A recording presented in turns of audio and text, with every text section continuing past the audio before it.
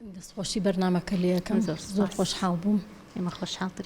مامۆستاگیان من ناسراوم هەیە دوای 18 ساڵ خوا مناڵێکی یاونەتێ. دوای 18 ساڵ؟ بەڵێ دوای 18 ساڵ اینجا خوای گەورە مناڵێکی یاوەتێ. بەس لەگەڵ ئەوەیشا ئەم پیاوە زۆر بە قەناعەت بوو، زۆر لەگەڵ دڵی ئافرەتەکەیا بوو. ئەوید مناڵێ لە تۆ نەبێ ئەسڵەن نامەوێ. چواردەورەکەی زۆر ئیهانەی پیاوەکەیان نەکرد، زۆر جار هاتوو چۆنە ئەما لەگەڵ ماڵی باوکی لەگەڵ براکانی. ئەوی بەس تۆ ئەبێ بڕۆی ژیانێکی تر دابین کە ژنێکی تر بێنی، چونکە پیاوەکە بەتەمەنتر بوو لە ئافرەتەکە. بەڵام پیاوەکە لە هەمان کاتە ئەوید ئیلا من مناڵێک لەو ژنە نەبێ نامەوێ بە هیچ شێوەیەک. زۆر بەختەوەر بوون، زۆر ژیانێکی خۆشیان هەبوو.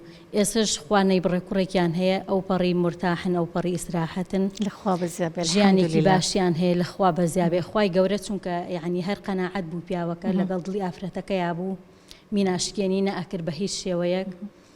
دەی خوای گەورە شکر بێبەشی نەکردن، خوا کوڕێکی یاونەتێ. الحەمدولله. ئەوە نەتیجەی ئارامگری، نەتیجەی سەبرگرتن، نەتیجەی ئەوەی کە خۆ تەسلیمی خوای گەورە ئەەکەی. ئەمانە هەمووی ئەها بەرهەمەکەی چۆنە بینیت. سپاس بخوا لەخوا بەزیابێ. خوای گەورە بەشی هەموو کەسێ بە ئێستا زۆر مرتاحن، زۆریش دڵیان خۆشە لەگەڵ ئەوەیە پیاوەکە هەتا ئێسەیش یعنی دوای ئەوە 24 ساڵە ئەوان زەواجیان کردووە، یەک کوڕیان هەیە.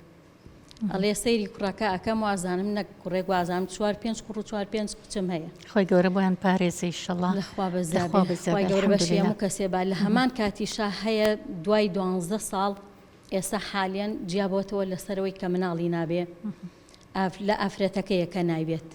یعنی پیاوەکە وتوێتی من تاکەی چاوەڕوان بکەم لە تۆ، تاکەی دانیشم کە تۆ مناڵە هەبێ.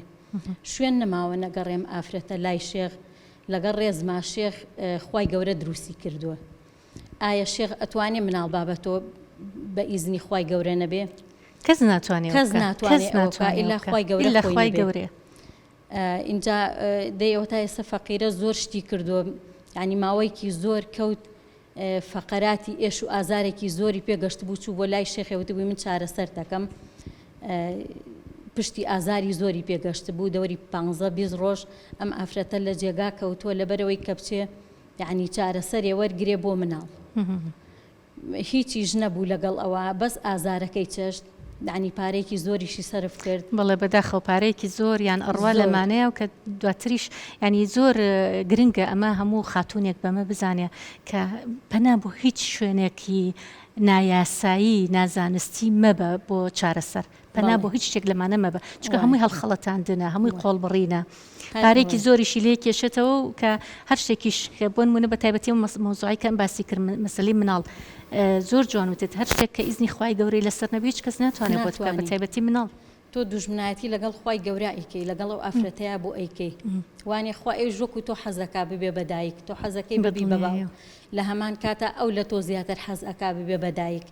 بەس ئەوە کە من ئەڵێم ئێستا جیابەتەوە بەردەوام ئیهانەی کردووە، میناشکێنی کردووە، وتوێتی من دڵم نە بە ماڵ خۆشە، نە بە سەرۆت و سامان، بە هیچ شتێک خۆش نییە، چونکە تۆ مناڵی نابێ. ئێوە توێتی منیش حەز ئەەکەم وەکو تۆ ببم بە باوک، منیش تۆ چەندی حەزی بۆ مناڵ هەیە، من زیاتر شوێن نەماوە نەگەڕێم، ئێش و ئازارێکی زۆرم چەشتۆ لە ژێردەستی دکتۆرە هەموو لایەک چووم کە خوای گەورە نەیە دەسەڵاتی من دەسەڵات نییە. بزڵ توێتی من تۆم ناوێ ئیلا ئەبێ ینی بۆچی بەستەنها ئافرەتەکە لێرە زەحێبە لە پێناوی چییە؟ ئەوژۆکو تۆ حەز ناکا بێ بەدایک، ئەوژۆکو تۆ حەزەکە ینی تۆ چەندی حەز بەوە ئەەکەی مناڵەکە لە باوەش بگری، ئەو بە هەمان شێوە زیاتر زیاتریش زیاترە، حەز و ئارەزووی زیاترە. بەس کەسێک ئەیا باڵا دەسی نییە، ئەوە ناتوانی دوژمنایەتی لەگەڵ خوای گەورەیە بکەی.